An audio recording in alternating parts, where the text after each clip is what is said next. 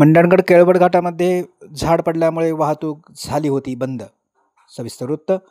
मंडणगड केळवड घाटात आज सकाळीच एक झाड उन्मळून पडल्यामुळं येथील वाहतूक ही पूर्णतः बंद झाली होती. मात्र सुमारे 2 तासाच्या अथक परिश्रमानंतर सामाजिक बांधकाम विभागानं रस्त्यात पडलेला हा वृक्ष बाजूला केला आणि वाहतूक सुरळीत केली आहे. सकाळपासूनच मंडणगड तालुक्यामध्ये पावसाने आज जोर धरला आहे. अनेक ठिकाणी झाडं उन्मळून पडण्याच्या घटना घडत आहेत, त्यामुळे वाहतुकीला अडथळा निर्माण होत आहे. वाहतूकदारांनी सावधानतेने वाहतूक करण्याच्या सूचनाही प्रशासनानं दिल्या आहेत. मंडणगड केळवड घाटात झाड पडल्यामुळे वाहतूक झाली होती विस्कळीत. सामाजिक बांधकाम विभागाच्या अथक परिश्रमानंतर वाहतूक पुन्हा झाली सुरळीत. विशेष प्रतिनिधीसह दैनिक सूर्योदय, मंडणगड.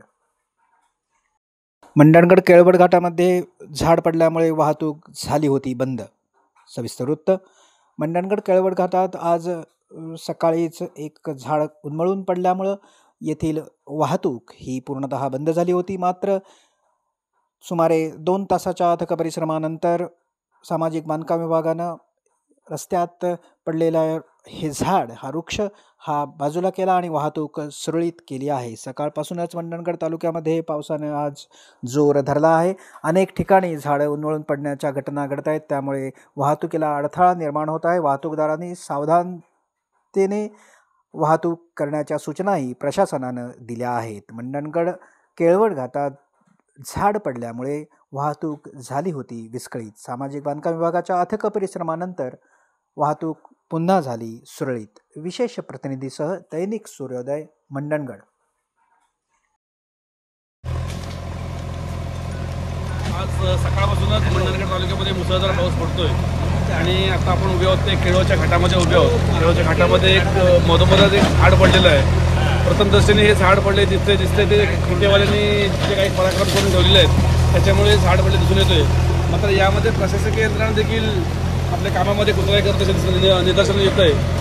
पावसाळ्यापूर्वी जी मे महिन्यामध्ये किंवा अगोदर देखभाल दुरुस्ती जी करायला हवी होती ती न केल्यामुळेच आज रस्त्यावरती संपूर्ण झाडं वाकलेली आहेत आणि हे पाणी देखील रस्त्याने वाहते. आपण पाहू शकता सगळं रस्त्याला पाणी येतं आहे. त्याच्यामुळे आज खूप जणांना सकाळपासून जे जाणारे कर्मचारी असतील, नागरिक असतील, मंडणगडला येणारे किंवा दापोली खेळला जाणारे, यांना याच्यामुळे खूप प्रभावित झालेले आहेत.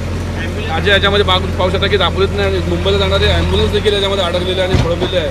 आणि हे आपत्तीमध्ये जे असताना झाड कोसळल्यानंतर जवळजवळ 1.5 तास झाला. अजूनही जवळजवळ इथे कर्मचारी उपस्थित होते. आत्ताच 1.5 तासानंतर सगळे यंत्रणा म्हणजे इथे आलेली आहे, JCB आलेले आहेत. तर माझी विनंती आहे आपल्या प्रशासनाला की निदान यावेळी जरी पावसामध्ये तरी आपण वेळेमध्ये आपण